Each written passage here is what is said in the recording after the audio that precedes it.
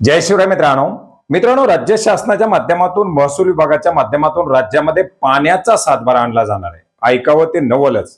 आता बरेच सारे शेतकरी म्हणते या जमिनीचा सातबारा द्यायला तलाठी उपलब्ध नाहीत. महसूल विभागाच्या माध्यमातून हे काय नवीन खूळ आणलेलं आहे. हो मित्रांनो, नवीन खूळ राज्यामध्ये आणलंय. पाण्याचा सातबारा अतिशय महत्वाची अशी संकल्पना. परंतु सध्या महसूल विभागाचं काय झालंय की एका कामाला नारळ फोडायचा, काम सुरू करायचं, तोपर्यंत दुसरं भूमिपूजन करायचं. महत्वाचे असे अनेक सारे प्रकल्प आणले जात आहेत, महत्वाच्या अशा अनेक संकल्पना आणल्या जात आहेत.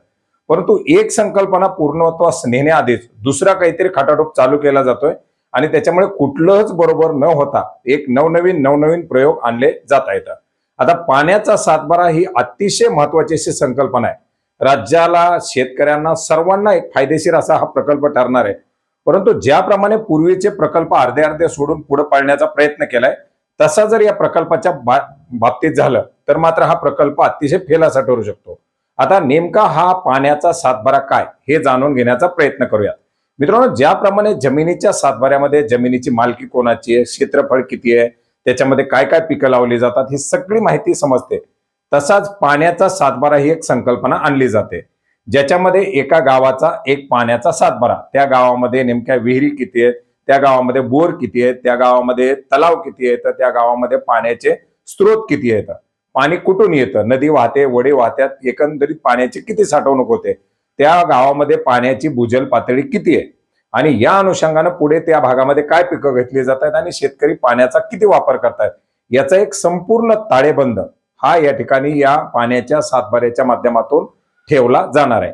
आता याच्यामुळे काय होणार आहे की नेमकं त्या गावामध्ये पाण्याची साठवणूक किती केली जाते, त्या पाण्याचे स्रोत काय, याची सर्व माहिती या ठिकाणी शेतकऱ्यांना आणि शासनाला दोघांनाही समजणार आहे. त्याच्यामुळे कुठली पिकं घेतली पाहिजेत, पाण्याचा उपसा किती करायला पाहिजे, पाण्याचा उपसा किती केला जातोय, हे सर्व पाण्याचा जो काही ताळेबंद आहे, हा ताळेबंद त्या ठिकाणी मेंटेन केला जाणार आहे.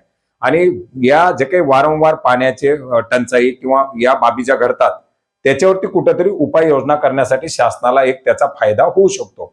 आता याच्यामध्ये काय की आता जसं अल्निनोचं वर्ष आलंय म्हणून ही संकल्पना समोर आली आहे. पण खरंच जर टंचाई भासत असेल तर कोणत्या भागामध्ये टंचाई निर्माण होऊ शकते, त्याला उपाययोजना पूर्वीपासूनच काय करणं गरजेचं आहे, तिथं पाण्याचा जर उपसा जास्त होत असेल तर त्याच्यावरती लिमिट काय लावायचे. जसं की खूप पाझर तलाव आहेत, खूप साठवण तलाव आहेत, परंतु ठिबक सिंचन सारख्या प्रणाली वापरल्या जात नाहीत, वारे माप असा उपसा केला जातो. मग त्याच्यावरती कुठेतरी कंट्रोल कसा आणायचा, या सर्व बाबींना नियंत्रित ठेवण्यासाठी एक करण्यात आलेला, हाती घेण्यात आलेला उपक्रम म्हणजे हा पाण्याचा सातबारा. मग आता हा लागू कसा केला जाणार, याच्यामध्ये पहिल्यांदा राज्यामधलं एक गाव आणि एक नगरपालिका या दोनाचा याच्यामध्ये समावेश केला जाणार आहे. या दोन्ही वरती पूर्ण अभ्यास केला जाईल, त्याचा दोन्हीचे सातबारे तयार केले जातील आणि याच्यामध्ये काय नेमक्या समस्या येत आहेत किंवा याच्यामधून नवीन काय शिकण्यासारखं का ते घेतलं जाणार आणि या सुधारणासह पुढे संपूर्ण राज्यामध्ये हा प्रकल्प टप्प्याटप्प्यानं लागू केला जाणार आहे. परंतु मित्रांनो, एकंदरीत मी जसं सांगितलं की बळीराजा शेतपानंद रस्ते योजना आणली, तिची अंमलबजावणी करण्याच्या आधीच दुसरं काहीतरी आणलं, सलोका योजना आणली, जीवन सातबारा 2, महाराज स्वाभिया अभियान हाती घेतली जात आहेत. परंतु पुढे त्याचा पाठपुरावा केला जात नाही किंवा ती योजना पूर्णत्वास नेण्याआधीच दुसरी काहीतरी योजना आणली जाते.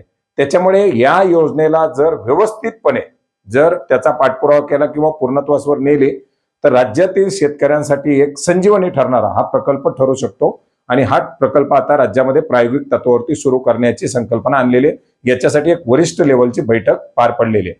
तर पाण्याचा सातबारा गेल्या 2-3 दिवसापासून खूप मोठ्या प्रमाणात याच्या चर्चा होत्या आणि हाच विषय सर्वांना समजावा यासाठी ही एक माहिती घेण्याचा प्रयत्न केलेला आहे. भेटूयात नवीन माहितीसह, नवीन अपडेटसह. धन्यवाद.